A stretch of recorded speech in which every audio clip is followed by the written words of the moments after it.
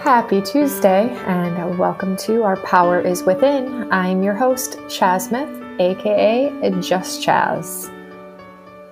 So, I am on a mission, you guys, to inspire people to take their power back and realize that each and every one of us has a healer within our own self. When we can create an environment that supports healing and get out of our own way, we are truly capable of healing in mind, body, and soul. For those of you that are new to the show, welcome and thank you for being here. And for those that have been following along, I thank you so much for your continued support. If you would like to help me spread this message, some simple ways to do this are by leaving a review on the Apple Podcast, or sharing an episode with a friend, or even perhaps sharing your favorite episode on your social media and tagging me at Our Power is Within on Instagram. And thank you once again. So did anyone try the vocal toning last week? How did it feel? What went well for you? Did you have a certain tone that really resonated with you most of all? If you did and you did try it and you feel like shooting me a message and letting me know how it went, I love to hear all updates.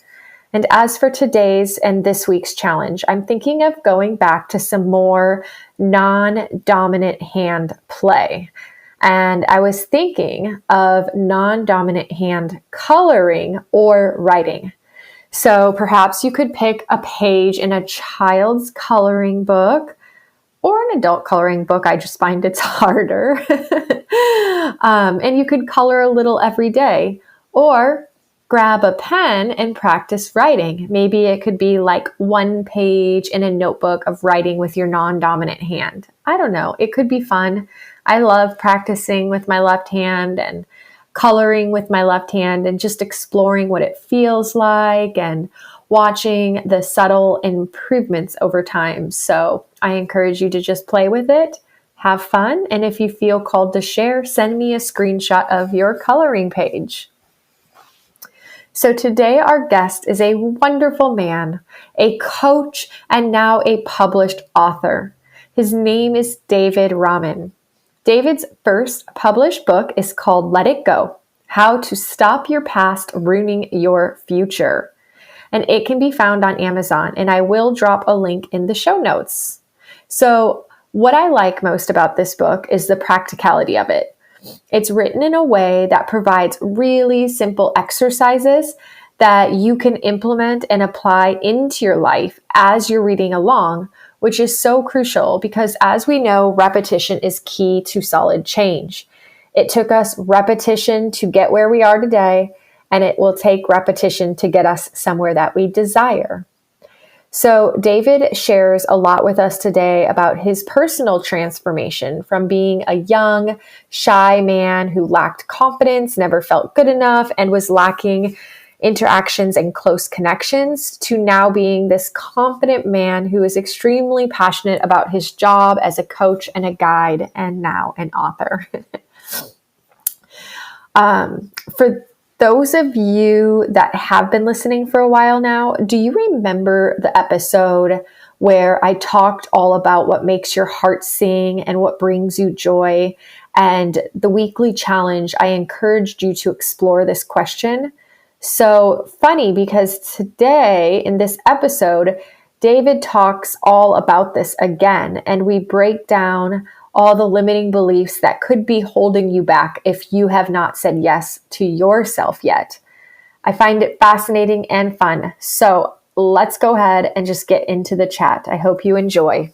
All right, you guys, I have David on the line, author of a new book, Let It Go. Hey, David, how you doing today? I'm good, thanks, Chaz Smith. How are you? It's a great day. Awesome, yeah. The sun is shining. Ooh, I love that. Yeah. Are you guys in the winter right now, or also are you in summer? Yeah, winter. It's been a bit grey and drizzly today, but I also think the sun is shining somewhere, so just got to get on with it, Chaz Smith.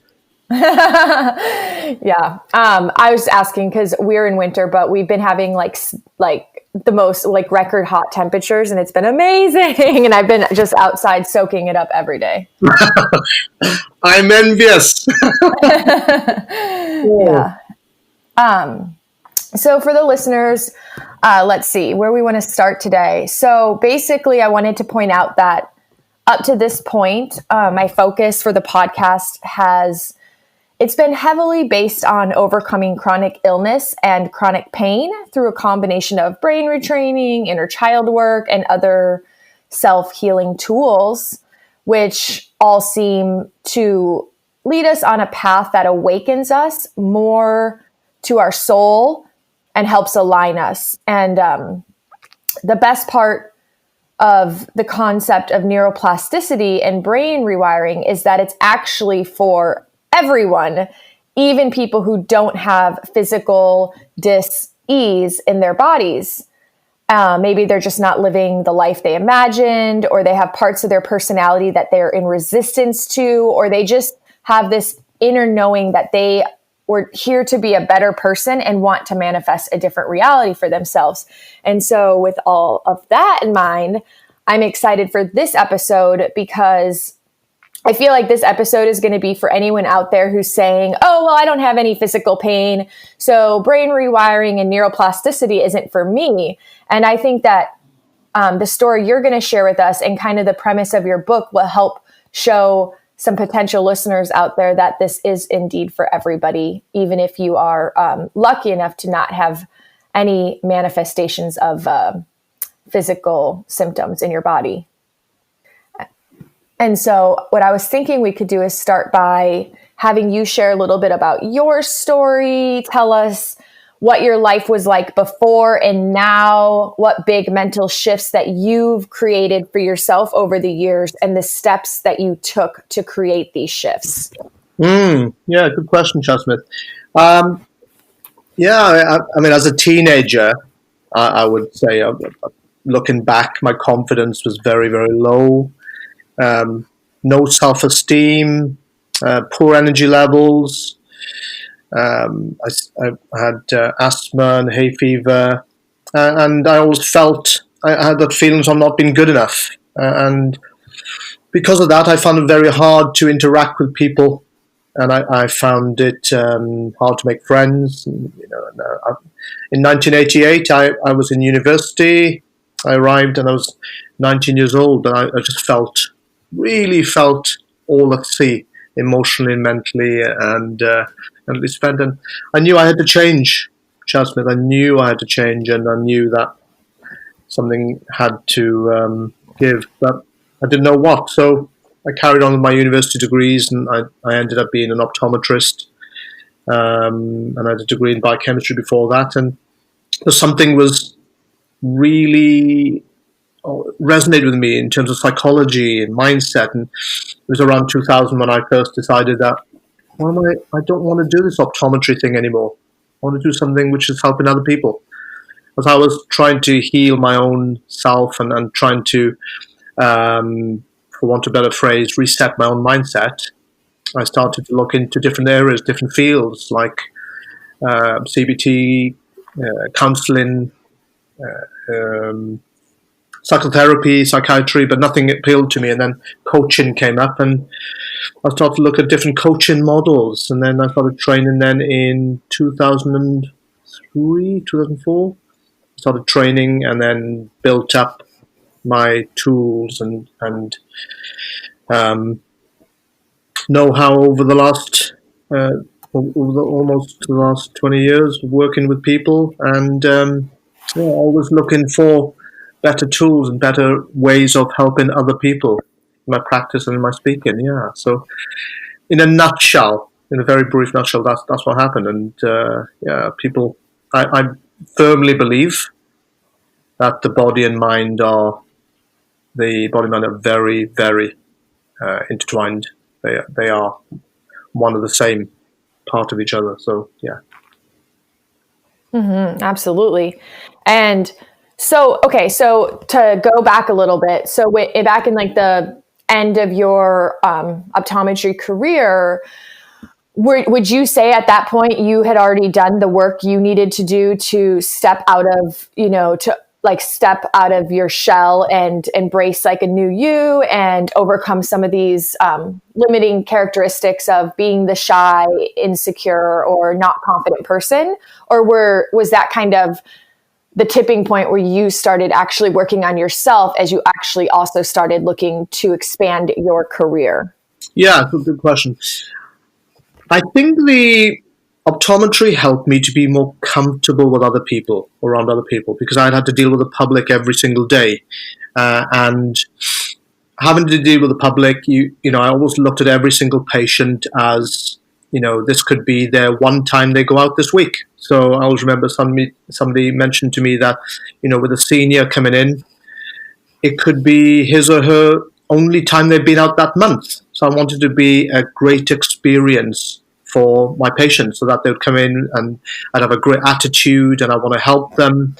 And I started, in terms of helping them, I would always describe things visually, and I would say somebody came in and had a cataract, I could explain it to them in layman's terms. Like a cataract's like a dirty windscreen of a car, which you need to just replace.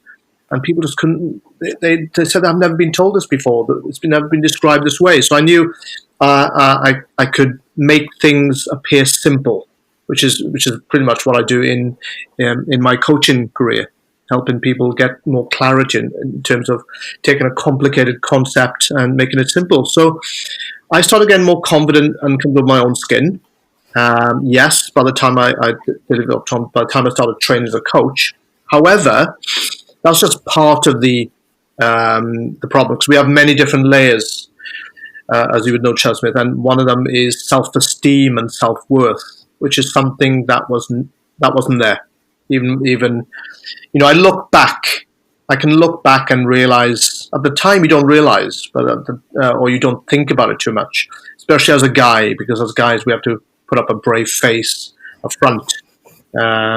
It's a guy thing, because we're told to man up and grow up as we grow up, and you hear of a lot of guys who just don't open up or be vulnerable, and I was just one of those. And yeah, I was confident on the surface, but I think deep down the confidence was still not there. It was still being built up. And training as a coach, because when you train as a coach or as any therapist, you really do have to work on yourself.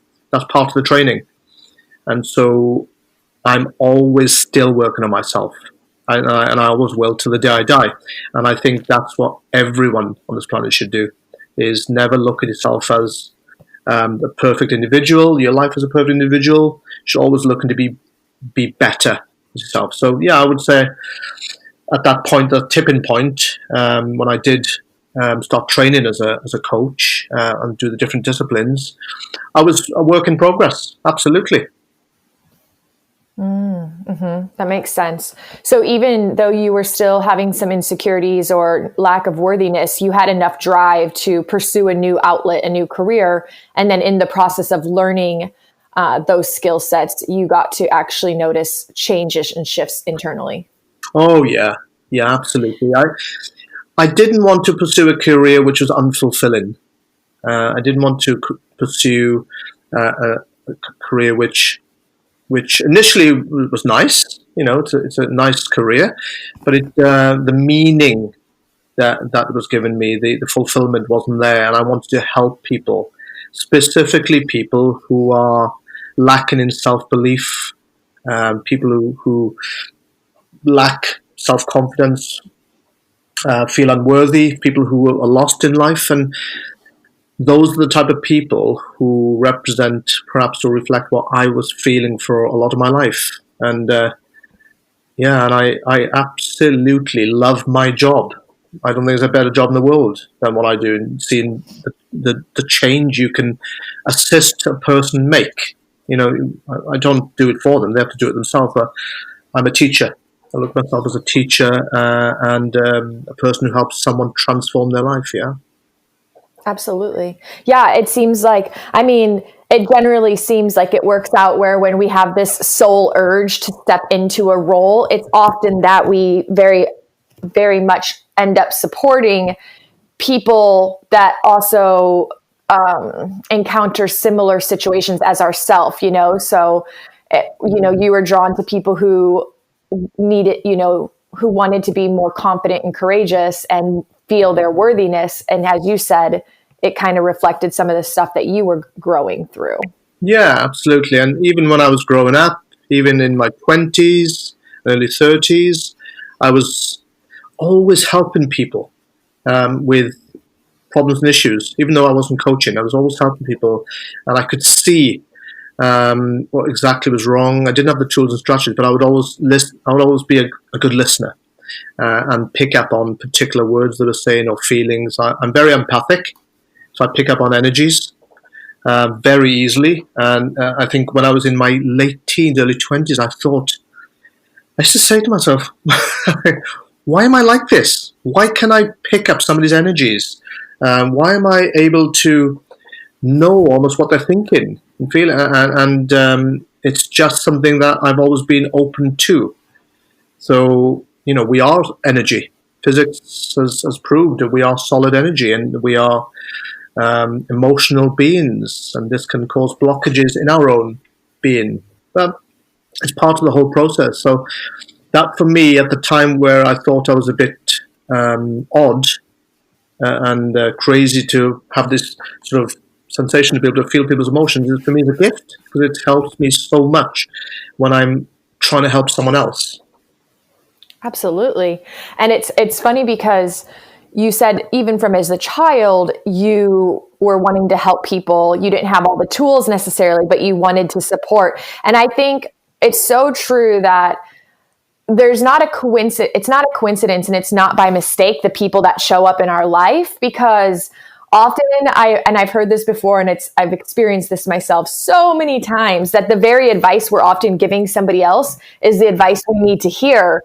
And so people are there to almost mirror a reflection of the growth and the opportunities that we have internally.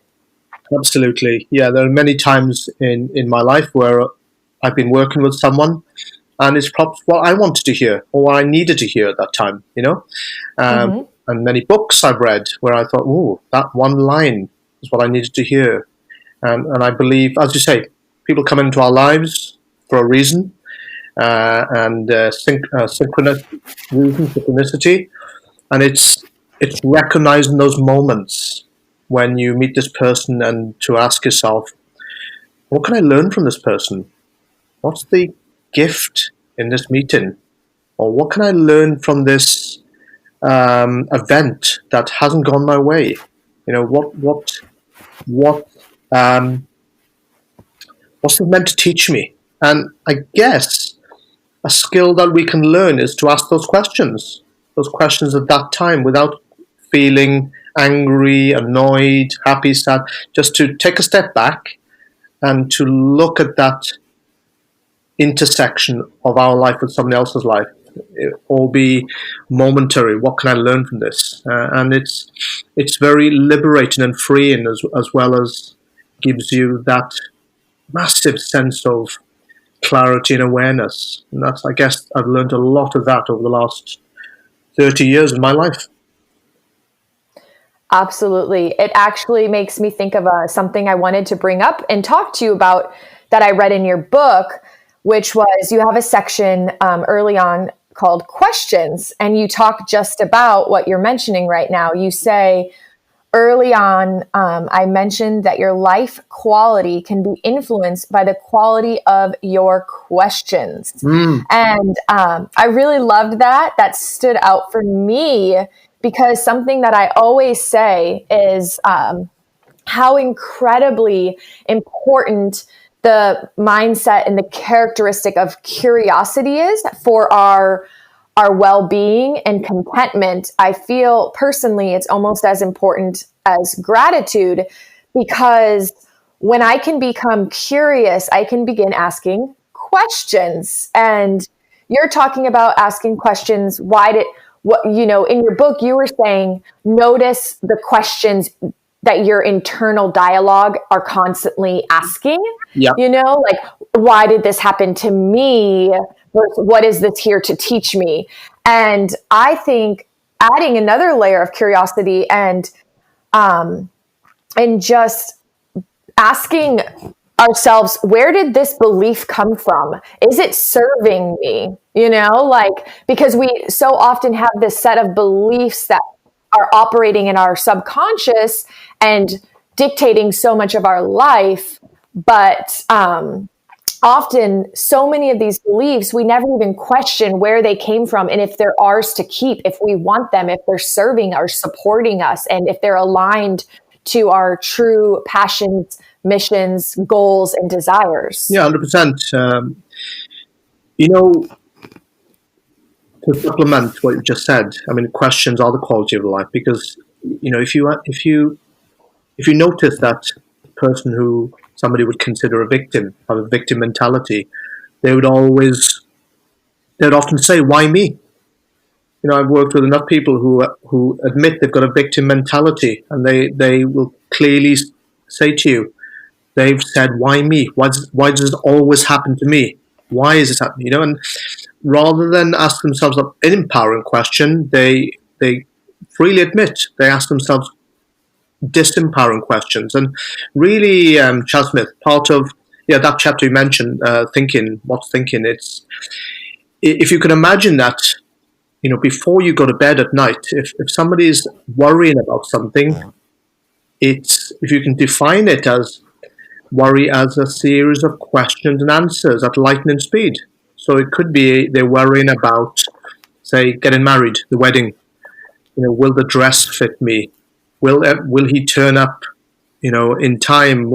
Will all the decorations be ready for the evening party? And we ask ourselves these questions, and if they're disempowering questions, or we can get disempowering answers, and that's why we have this revolving set of questions which go on in our head. It's different from person to person, but those are the things that keep you up at night, for example. And then we can have empowering questions, like we just mentioned. What's the gift in this? What's the meaning of this? What can this teach me? And then, as you say, this belief helpful, useful? Is it empowering for myself? And there is another part of the book which deals with clearly that that's all about beliefs. And if somebody out there is thinking about how to uncover their beliefs, would you like me to share a little strategy while we're on? Sure. So there's an exercise in the book which says, find out what you would love to do in life, and then spend some time writing down the things you'd love to do. So maybe learn to fly a plane, learn to ride a horse, travel around the world, maybe start your business, learn to play the piano, and just write down, spend time freewheeling without any edit, exactly what you would love to do. What makes your heart sing? What sets your soul on fire? Just ask yourself those things and spend some time doing it. And be free. Don't think about why you can't do it. Just think about what you would love to do, and be truthful with yourself when you're doing it. And then you could do it the same day or the next day. Look at that list and write next to the list why you think you haven't done it or you can't do it. And in those answers will be certain beliefs which you may or may not be aware of, that are actually impeding your success, or you are using to self-sabotage your progress in an area of your life. So it's quite a powerful exercise, and if it's done properly, people can learn a lot about their limiting beliefs that they never knew before. This is awesome. This is exactly a testament to what you said early on about your gift and ability to make things simple. That's a great tool. That's a fantastic tool. Thank you. I love it. And it's so good because, a lot of times we talk about all this stuff and people will be like, but how do I know what they are? And I always say, well, you begin by being curious, but I love how that might really work for somebody, especially somebody who's extremely visual, because as you know, we're spending 95% of time on autopilot. So it takes that consciousness to always be curious, to always constantly redirect your thoughts and ask the questions and ask, where is this coming from? What does this mean? Is it serving me? What is, this saying about me? And so I love that tool because that's a great first step to bring this awareness into the conscious mind so that then throughout the day we can circle back to it. Yeah, great. I mean, if I could add to that, if people could think about an iceberg, the tip of imagine the tip of the iceberg to be just 5% above the water, and you just don't know what's under the water, and that 95% contains your fears. It contains your beliefs, which you don't even know about, and in order to bring it to the surface, so you can have a good look at it, you really have to do the work. And that tool I just mentioned allows you to bring something to the surface. It's as if it's full of air and it's down there. It's been held down there, but you unshackle it and it comes to the surface. So you can have a good look at it and find out, is this the truth? Or is this something that I'm just being scared of all this time, or something I falsely believed? It's because my mum mentioned it. And if I could just share a little story, just a little analogy. A little girl asks her mum, "Mum, why do you always cut off the ends of the ham joint when you roast it in the oven?" And mum says, good question. It's just what we do in the family. And the girl says, okay, but why do you do it? I don't know, says the mum. I tell you what I'll do is I'll call your grandmother. So she calls her mother and says, "Mum, your granddaughter would like to know, why do we cut the end of the ham joint when we roast it?" And then the grandmother replies, it's just what we do.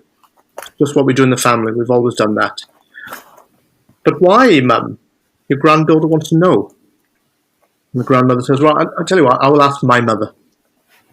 So she calls her own mother, so this is the great-grandmother, and says, "Mum, just wanted to ask you a quick question. Your great-granddaughter is asking, why do we cut off the end of the ham joint?" And the grandmother immediately replied, quite simple.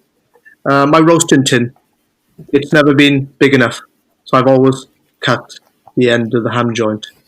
That's what we do. And we learn our beliefs from a lot of our beliefs from our parents. What we see, what we hear, and we believe them to be true.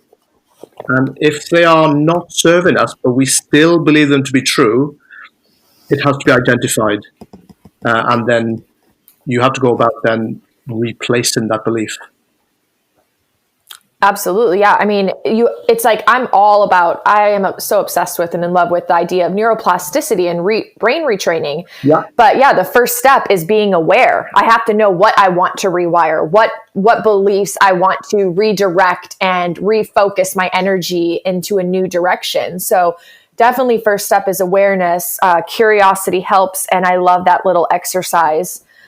That's such a good, fun little example. I know something for me, just to give listeners another like a real experience that I've had, was the good old belief of money doesn't grow on trees. Money is the root of all evil. I grew up in a house that it was, we would have been considered poverty and really struggled.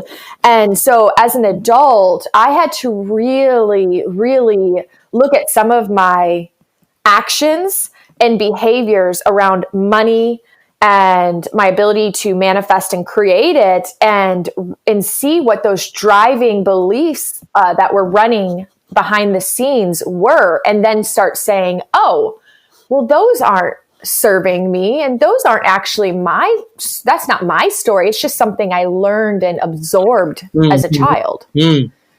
And now I'm empowered to make those shifts and notice when that story kicks in again and redirect and create a new belief around it. Yes, definitely. We're told many things when we grow up, and as you say, man is the root of all evil, man doesn't grow on trees. Children should be seen but not heard, and all these things impact on us. And our parents or whoever brings it up and the teachers are very, very responsible for a lot of what we think. I want to point out, they may be responsible for where we got to and what we think in those underlying programs, but we are responsible to now make the shifts and create a better future for ourselves. 100%. You know why you think the way you do, but there's no one else who's going to change that but you. Yeah. It's an extra job. Exactly. That's the empowered piece of it. So, there's a lot of, I feel like a common thing. I know I've been here. You probably have as well. When we're sometimes in our world, in our mind, in our life, we can feel really alone, with our fears, with our stories. Sometimes we can feel like it's just me. What's wrong with me? I must be different. So for anyone who's listening, I really want people to know that we're very rarely alone, and that often we are all, as humans, having this human experience, feeling very similar things. So I'm wondering, in all these years of coaching, if you have some common examples of what you hear people uncover as the limiting beliefs that are running in the background. Limiting beliefs regarding what? Being alone, or?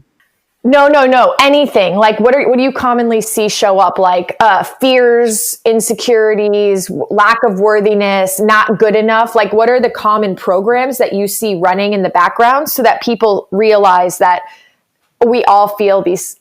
There's some fundamental core beliefs that we often struggle with. Yeah, absolutely. You know what?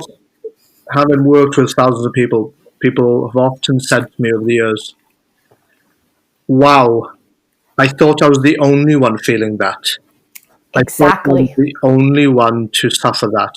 I do workshops. I've done hundreds of workshops, and people will come up to me and say, because during my workshops, people do exercises. So I might say, "Okay, everyone get up, speak to the person next to you. I want you to practice this, do this tool." And they are just stunned when they find out that another person feels loneliness, or another person has a fear of the future, or has a confidence issue. Because what we tend to do is we are, I will say that the greatest conversation we ever have is with ourselves.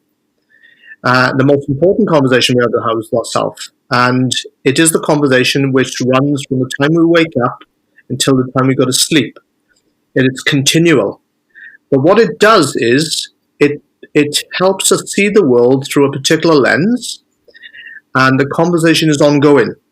And sometimes we create a picture of the world that suits our own beliefs. They call it confirmation bias. So where we fit into what we think is real. And I would say, to answer your question, people that I've worked with, they have a fear of not being enough, fear of being alone, fear they don't feel enough, they don't feel good enough, they don't feel smart enough, they don't feel likable, they don't feel lovable. They have a fear of failure, fear of success, fear of what people think. They're always over comparing their life to others. The list goes on, Jasmine. The list goes. I've seen it all. I mean, I was speaking to a client. I remember speaking to a client a few years ago, and she had this inner belief. She was determined to feel and think that she was ugly. I mean, everyone else around her was telling her, you look like Catherine Zeta-Jones.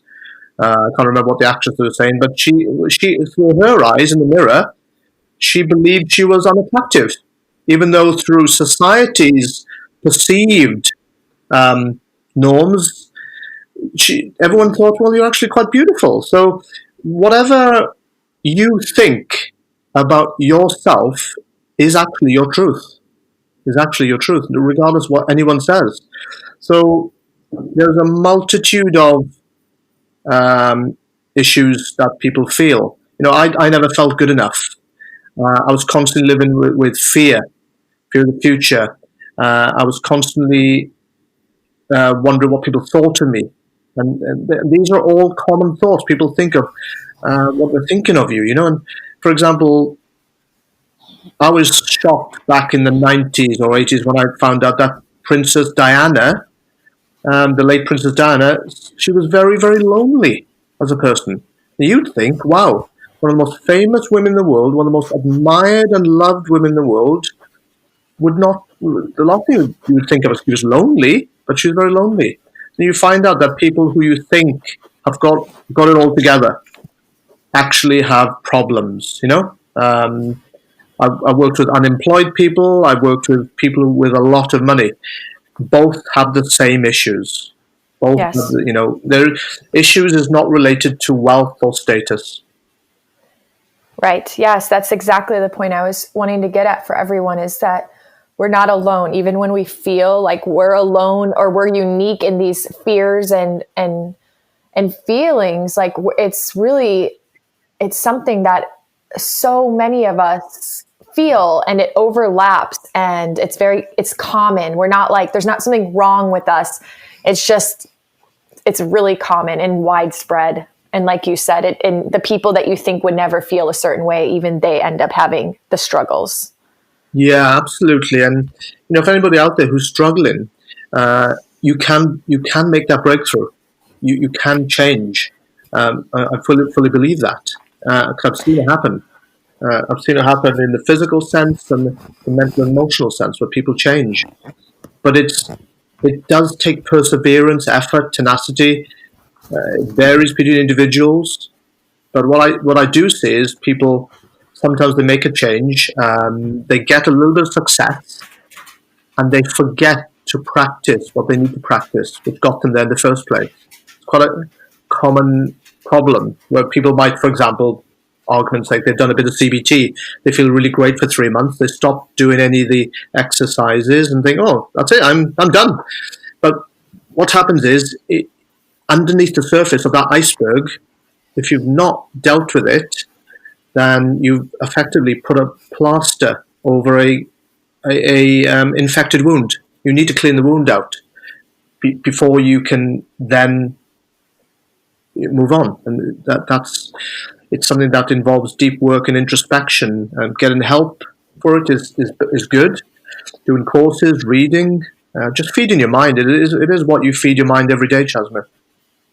Mm-hmm, absolutely. And I mean, I really, truly believe that we are all self-healers, and we all have the internal capacity to heal ourselves, but having guidance and support and coaching along the way is so powerful, because we can get in our own way and we can trick ourselves. It's just good to have an outside perspective. And, yes, we all can change. We all can grow. We all can heal. But, yeah, I would say I always say this in brain retraining, that brain retraining, it's very simple. The things that you do every day are simple, but it's not easy. It's not easy to show up for yourself day in and day out, over and over, forever, but like you were saying, some people do things for a couple months and they expect that by then you should have these results. But like I tell myself, I'm rewiring 40 years of programming. 40 years. Like, I didn't become who I am at 40 overnight. And so I'm not going to become who I want to be overnight. I have to, stay focused and committed to the process. 100%. And, it never ends. It's great that when you're growing as a person, and we're evolving and getting better, and it's, as they say, life is a journey. It absolutely is. It's exciting, because people will often say that when they've got to a goal, that's an anticlimax. They said that the most enjoyable part was actually getting there. In our lifetime, we have this opportunity to be better, and an opportunity to learn from the past and let go of stuff that, as you say, doesn't serve us. And by doing that, and Well, I always say that the glue to success in change and transformation is consistency. Yes, consistency and repetition. Yeah, just being consistent, repetitive. Because as when we talk about neuroplasticity, that is a result of repetition, repetitive thought, creating a neural pathway in the brain to effectively create new habits and change. Absolutely. And it took repetition for us to get where we are or where we don't want to be. It took repetition to ingrain a belief that doesn't serve us. So it's going to take repetition to create a new belief that's more empowering. 100%. You know, if you've said to yourself over your life, I'm not a practical person, or I'm not a good cook. I'm not a good cook. You'll have said it to yourself hundreds and perhaps thousands of times, and then your brain and body then actually go about ensuring that you're not a good cook because you've convinced yourself. So we, as you say, in order to become who we are, we've had to become repetitive in a certain type of thinking. Yes, absolutely. And what is it they say in the subconscious that like, isn't it, I don't remember the exact, is it 80, 85, 90% is repetitive thoughts? Yeah, in the subconscious mind, if you look at the conscious mind, the subconscious mind, about 95% of thoughts of our daily thoughts are said to be repetitive Yeah. or unoriginal. And you know, you get out the same side of bed every day, and you go to the same bathroom, and usually people go to work the same way in the same car, and it's very, very repetitive, our normal daily average daily life. And then we'll get situations like, say, people go on vacation, holidays, and they see a new hotel, new beach, new people, new language, new food, and that's the brain gets excited. It loves all this new information coming in. And that's why we like vacations, because it's literally vacating from our daily activities. That's what they call it, vacations. And then you often speak to someone then after they've had their vacation, how's your vacation? And they'll often say, you know, oh, that seems like ages ago I was on vacation, because we soon go back to default very, very quickly within days of coming back from our vacation. So, yeah, our mind is very, very repetitive. Yes. Yeah, and so it's funny that we're talking about this because all the time on here on my episodes, I always give little like neuroplasticity tricks and tips. So, you know, whether it's like driving a different way to work one day, or brushing your teeth with your non-dominant hand, or you know, vacuuming with your non-dominant hand. So I always try to go into little tips and tricks like that just to keep that brain neuroplastic and keeping ourselves on our toes. But I feel like I'd love to get into some other like steps. Like I love the little example you gave of writing things down, but what are other tools? Like if people are listening and they're like, okay, yeah, I can change. You know, I want to change, but I've tried so many times and I failed, or I don't really know what to do. So what are some of the go-to tools that you suggest for people to implement to get, you know, the best experience? Yeah, sure. I mean, really, that's an open question, really, in terms of change and transformation. Say, for example, a really cool awareness tool. I remember working with these students, these university, and I taught them this, and I said to them, listen, sociologists and psychologists have looked at we're influenced by people around us, directly around us, and we're influenced by their energy, and that comes through the way they are, and also what they say. Because remember, sound is energy, and you're picking up that energy through your ears, and that you are deciphering it. And when we pay attention to others around us, and we pay attention to us, then we can suddenly get awareness and clarity and do something about it. And this is quite a neat way to find out. You know, when you speak to someone, you might say, "Do you blame? Are you a blamer, complainer? Do you judge people? Are you a criticizer? Do you do it yourself?" And people will often say, "No, I'm not that type of person. I'm quite a positive person." So I remember doing this with these students, and I said, "Right, when we're around someone who blames or complains or judges, criticizes, if we spend time with them, we're sitting there having a coffee with them, and that's all they did for the next half an hour, we will feel drained. They will literally drain us of our energy." I mean, Charles Smith, have you ever been with someone and literally they've bitched about the world and you just felt drained? 100%. And I will admit that I've also been that person. I've been on both sides. Yes. And the key is, right, okay, do you want to be better as a person? Do you want to think differently? And this is a way of really eradicating a lot of your negative thinking, because you can't tell a person to be positive. That's absolute BS.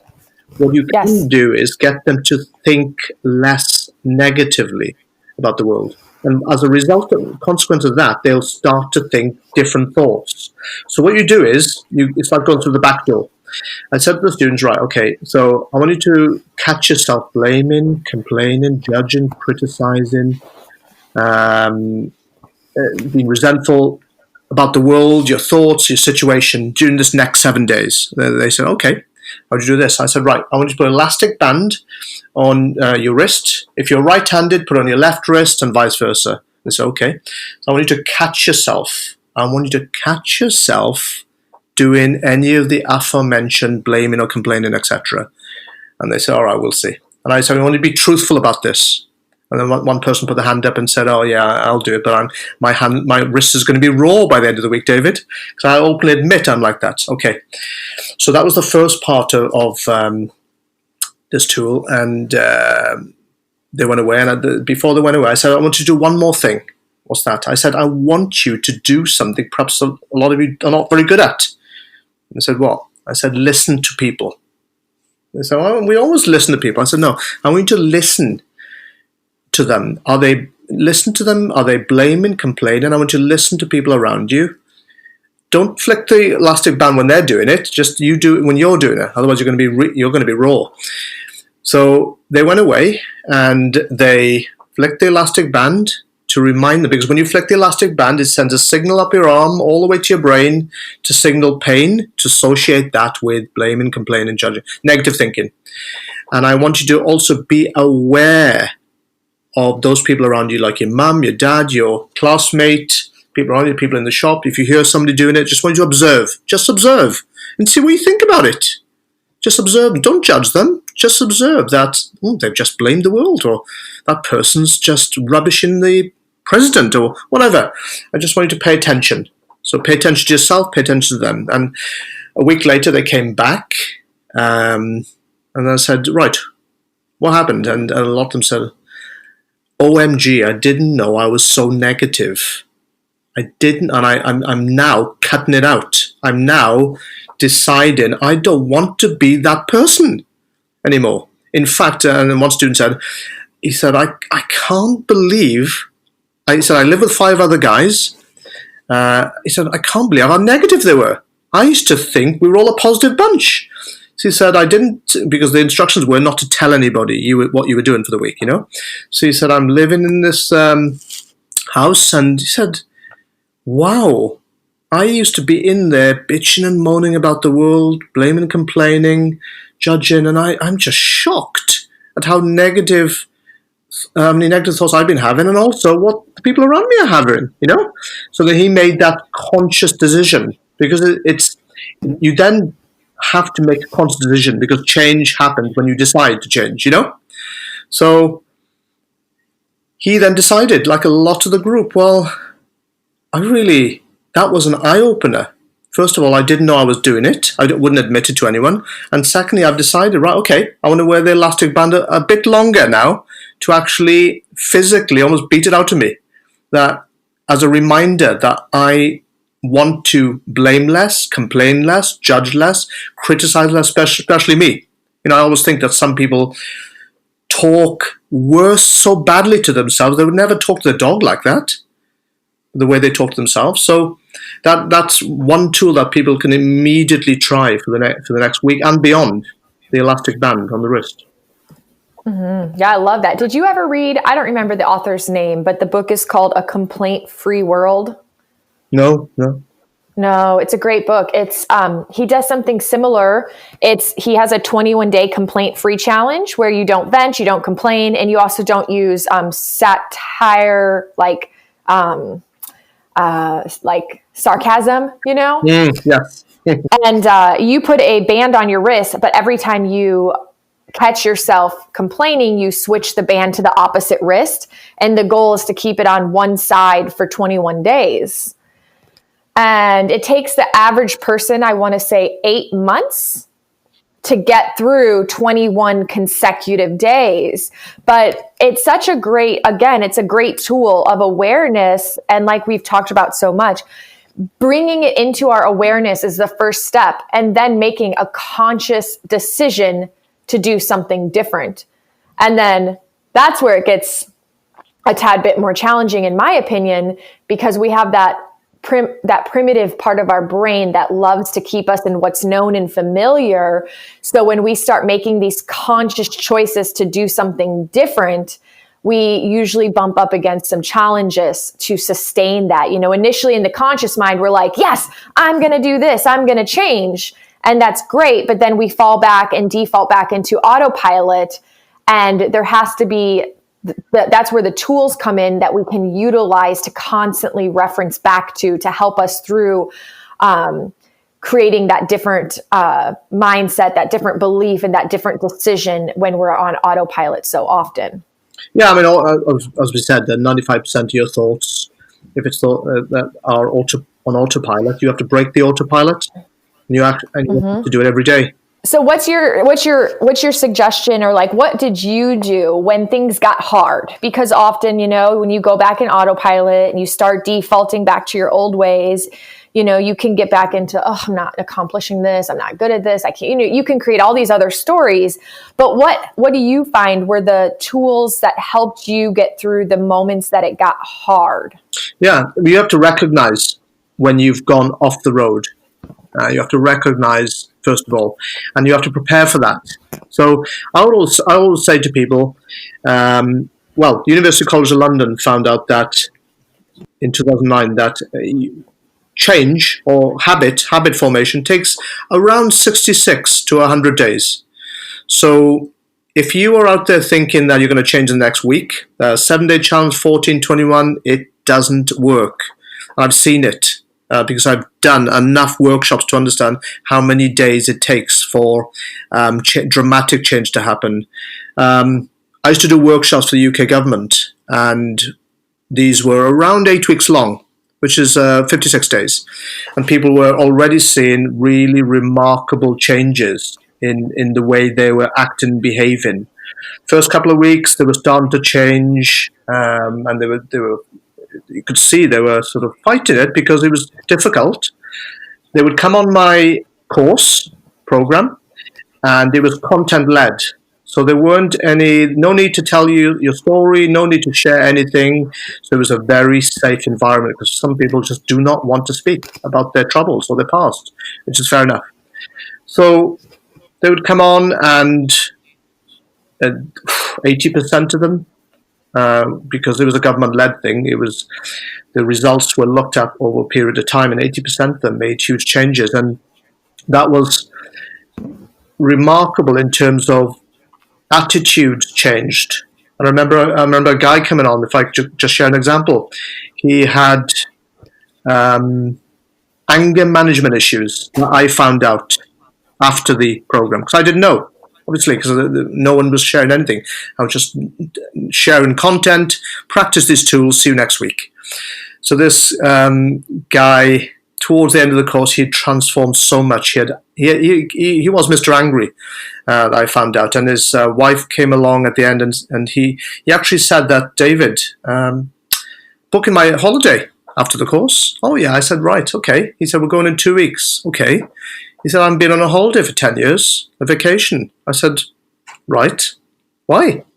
He said, well, I was the guy who, if you cut me up on the road, I would follow you home. I'd be so angry. How dare you cut me up? If you would try and sneak in the supermarket and get in my way in the line, I would say something. If I was at the airport, if there was a problem with the flight, I would be the one complaining. I'd be the one fighting in the pool at the resort. He said that I was so bad that my wife refused to go on holiday with me for 10 years. And now he says, I've just learned all these tools, and he said I've worked so hard, and I've just continued to do it every single week, and I've continued and continued because I want to let it go of what was causing me to be angry. And to this day, I don't even know what he let go of. I just didn't need to. I just saw the result. And his wife said she saw him become so calm and happy and comfortable in his own skin. She didn't recognize him, and he said, my brothers, they're trying to poke me. They're mentally, trying to poke me, trying to get me angry. He said, I can't be angry. I refuse because I just love life again. So I love life. I didn't have to ask any more questions. I just saw how he felt. So in answer to what you were asking is that we have to practice every single day the tools. We have to, whether it be journaling, meditation, attitude of gratitude, psychological tools, reflectance.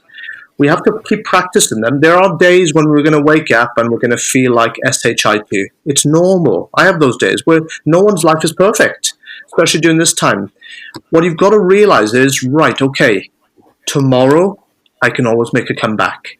And I'm all about the 1% rule, which is every day, if you just make progress for 1% a day, after 100 days, that's going to be a good total. After 365 days, that's a good total, just 1%. And I think if we can aim for that, your mind, your subconscious mind, will accept it. It likes it. It likes it in piecemeal. Because if you think about how we learned the alphabet, Charles Smith, by piecemeal. We learned how to write by learning the alphabet first. We sang it, we drew it, we looked at the wall and say A for apple, B for banana, C for car. So we fed our mind. We kept feeding our mind. So the teacher would feed our mind the alphabet, and then we created words. Then we created sentences, and then paragraphs and essays. So it's very much structured. The brain does not like huge changes all at once. It likes it in very small amounts. So I'm just saying to anyone out there, there's no hurry. And as I say in the book, life is not an emergency. And if we just follow that, you can create a magnificent way of thinking, because that's part of really where everything starts. Mindset is really responsible for how you think. Yeah, and I love that reminder that we're not in a hurry. I think that's so important, especially anyone who comes into doing healing work that is the kind of perfectionist type A go personality.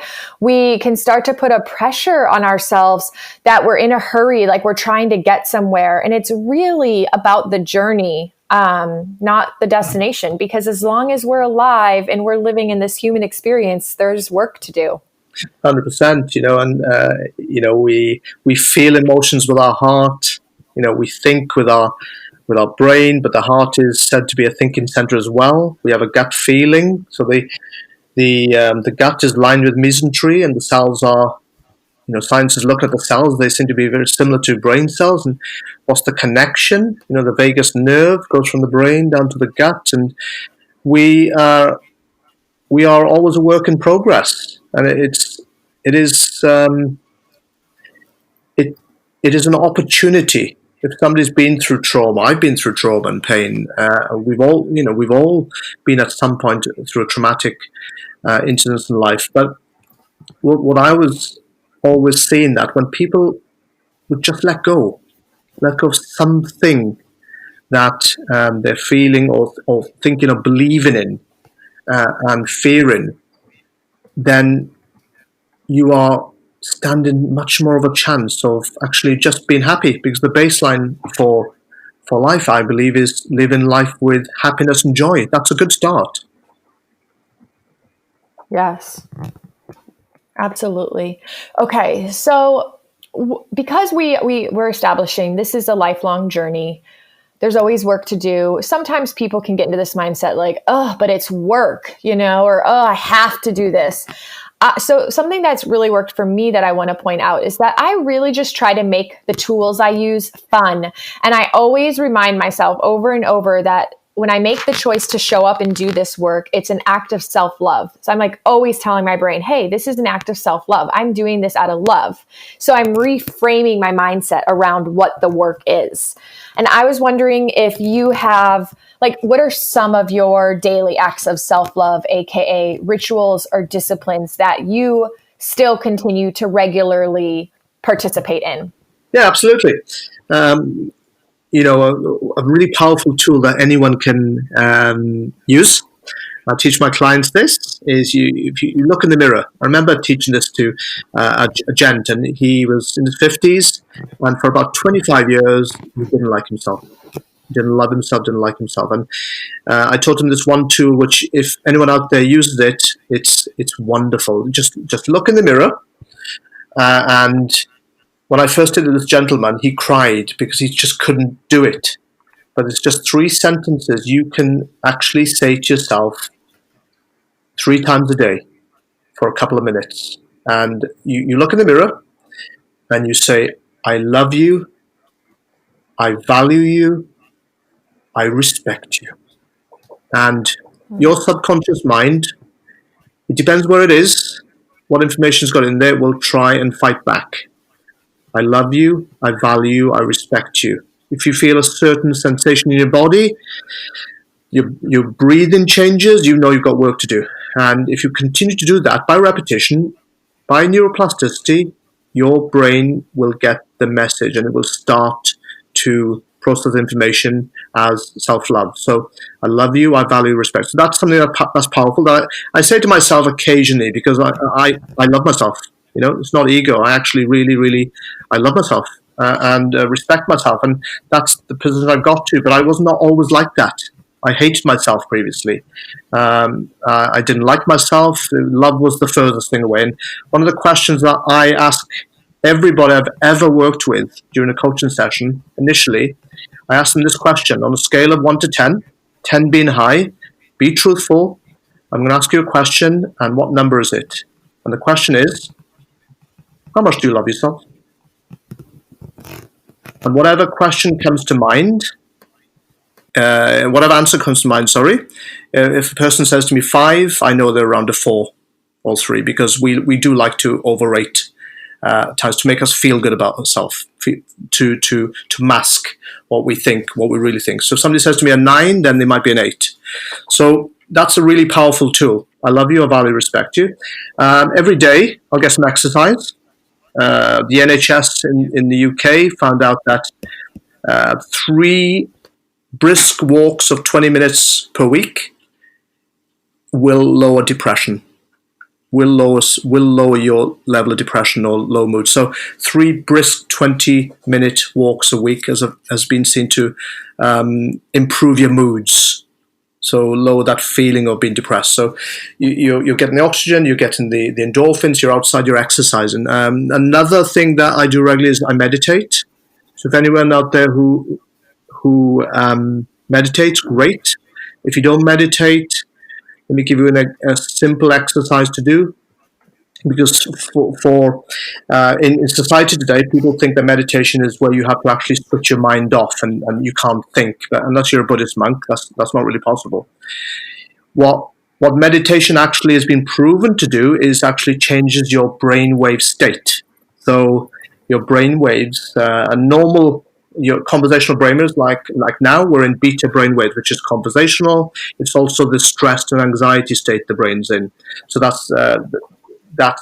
it's called beta state, beta waves.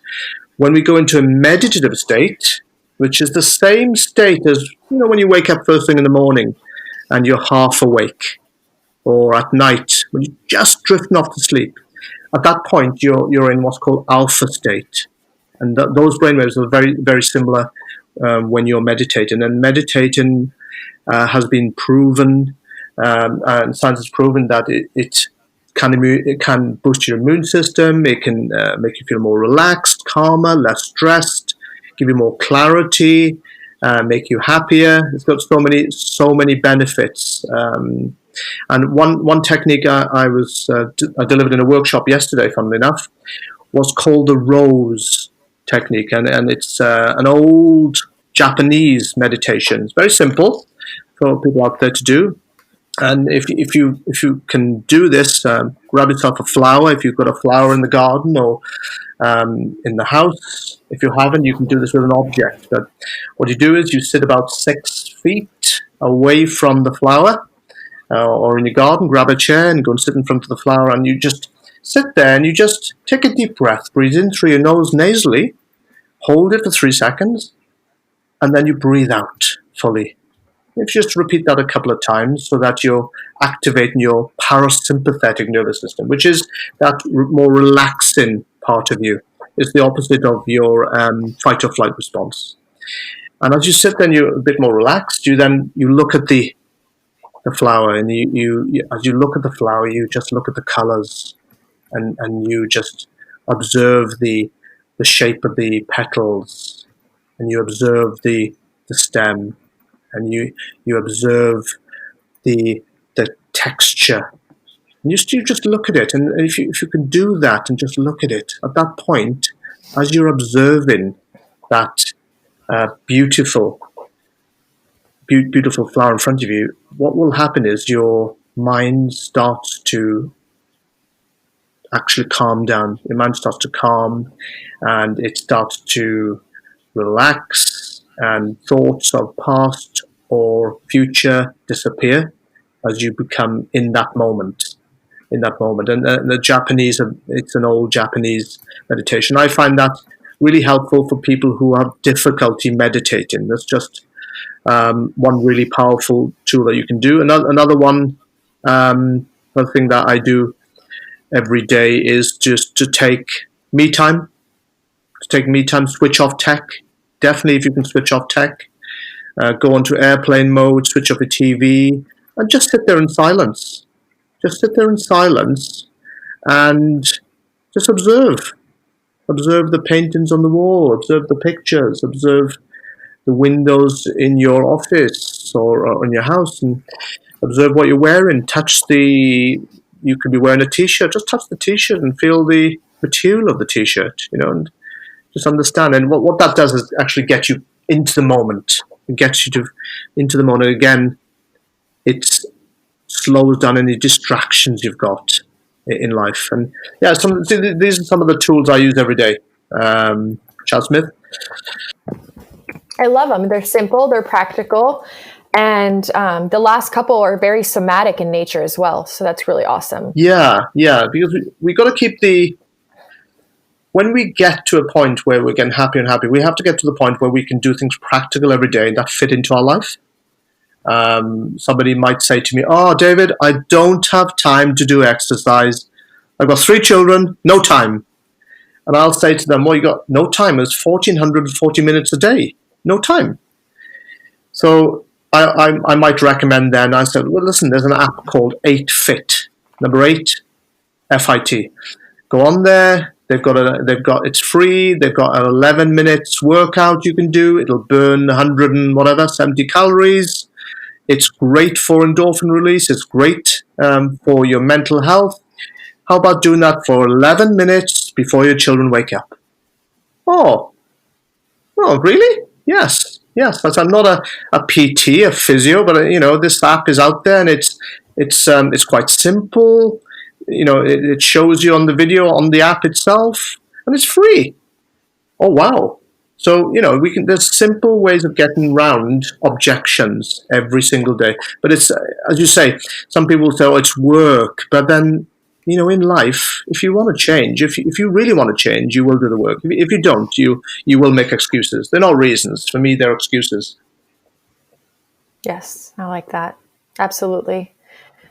So that leads me actually into the last question I wanted to ask you before I have you talk a little bit about your book and coaching, which is, what would be your one piece of advice to anyone listening who is at that place where they've lost faith in their capacity to change? Like, what if until they heard this, they didn't even believe it was possible? What would you say to them? Yeah, I would say it's possible. Back in 1988, I arrived in university. I was in this little room, and I had a little bed, desk, sink, and the wardrobe, and I was stuck. I couldn't socialize. I couldn't speak to anyone. Life for me was black and grey, which means I was having worked with depressants. I was depressed, and I thought I had no future. I've had dark moments in my 20s, dark thoughts. I've had dark thoughts in my 30s, in my early 40s. I was about 40, 41. I'm 52 now. I'm probably the happiest place I've ever been. And all I can say to you is, yes, you can change. I just wish I'd known these tools. I wish I'd been exposed to information when I was a teenager. But then the other part of me says, well, perhaps not, because I wouldn't be doing what I'm doing now. So you can change. Very much you can change. There are 100 billion cells in your brain, and they are active for change. They are definitely up for change. There's been many, many studies. One of them is in my book, which shows a very famous study on how change happened and how they measured it. The brain can change. So if anybody out there is worried about they can't change, just keep chipping away. It's like that old tale of the stone chipper who's chipping away on this big stone, this big rock, and a man passes him in the marketplace and says, "What are you doing?" And the guy says, "Well, I'm chipping away." Why? Because there could be gold in here. There could be a diamond.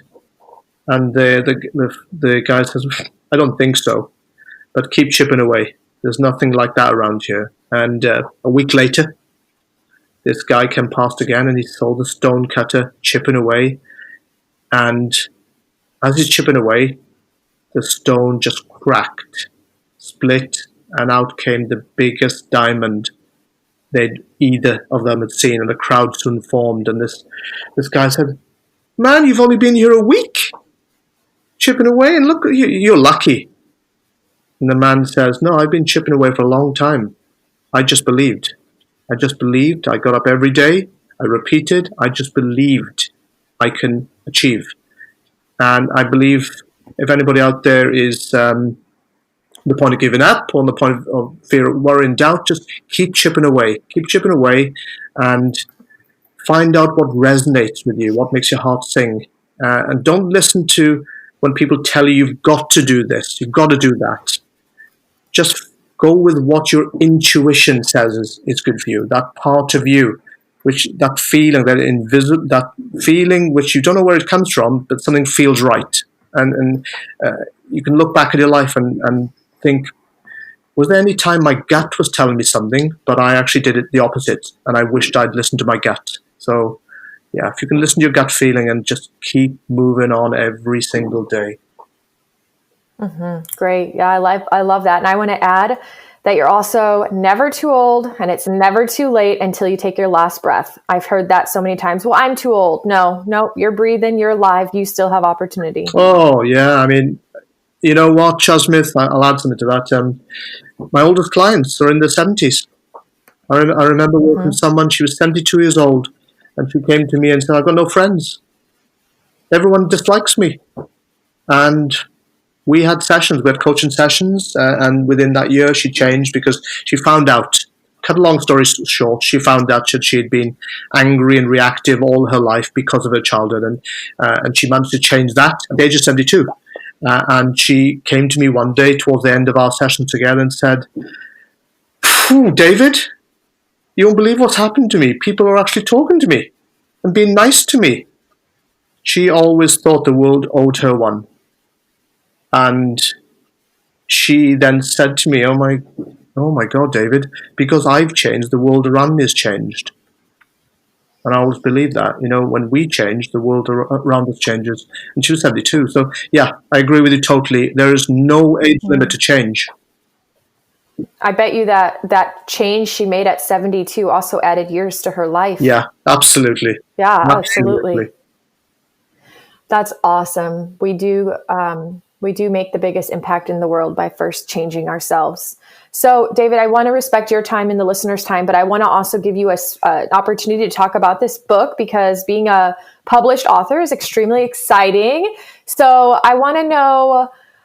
I want to know, did you always know you wanted to write a book, or when did the desire or the passion or the realization come along, and what was the catalyst for the topic? Like, what made you realize what you were writing about? Yeah, great question. Yes, back to the courses I've delivered for a long time now, and as I said, I was delivering these programs and courses without even ever hearing of people's problems, and they would come into the courses weekly, and they were changing, and I just thought, this is nuts.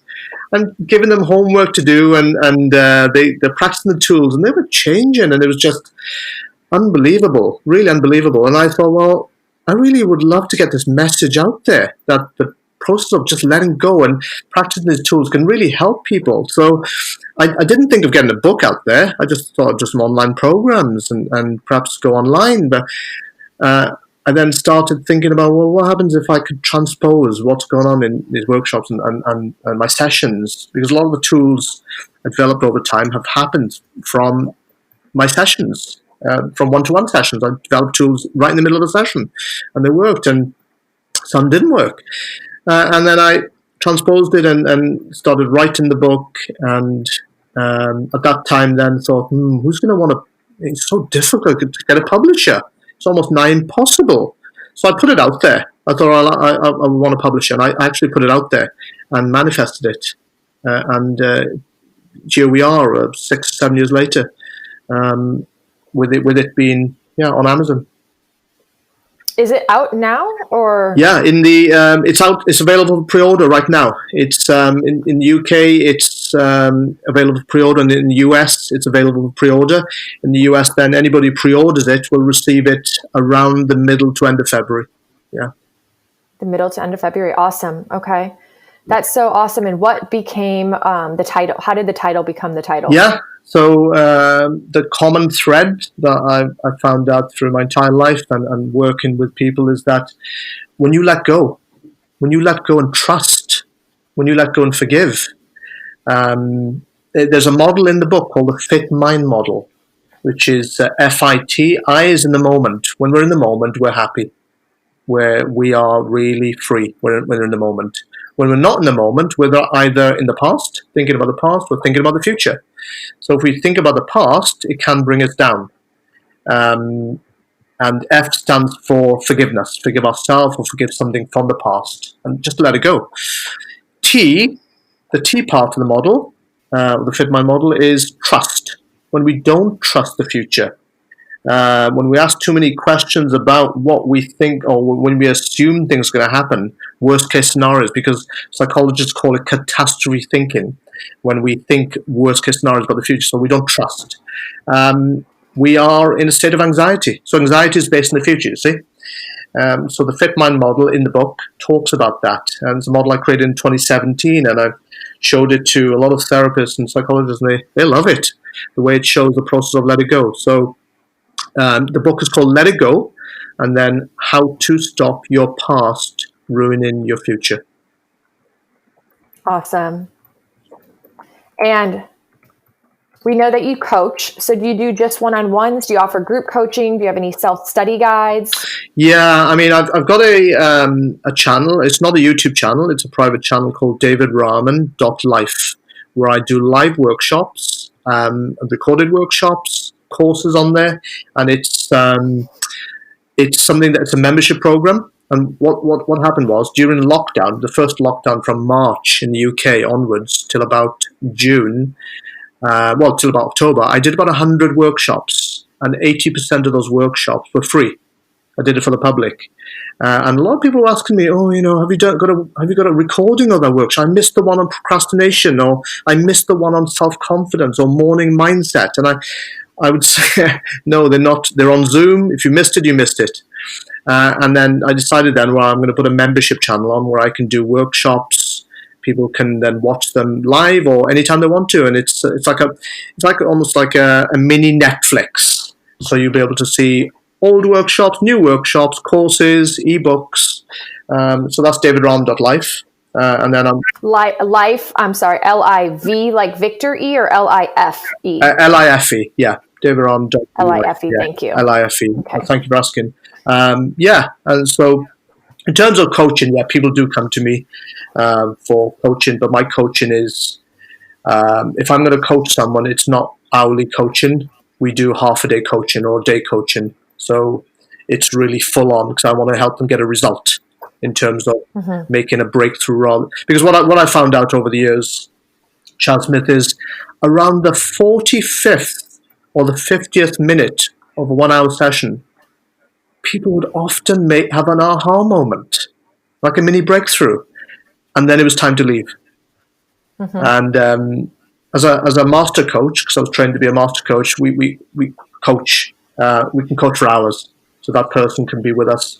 But it's a conversation where we talk, can ask some questions, try this, and practice this tool, and it's very, very gentle, and it's shown to have the best results in a shorter time, because you can be with a therapist or coach for years and years doing just 1 hour sessions.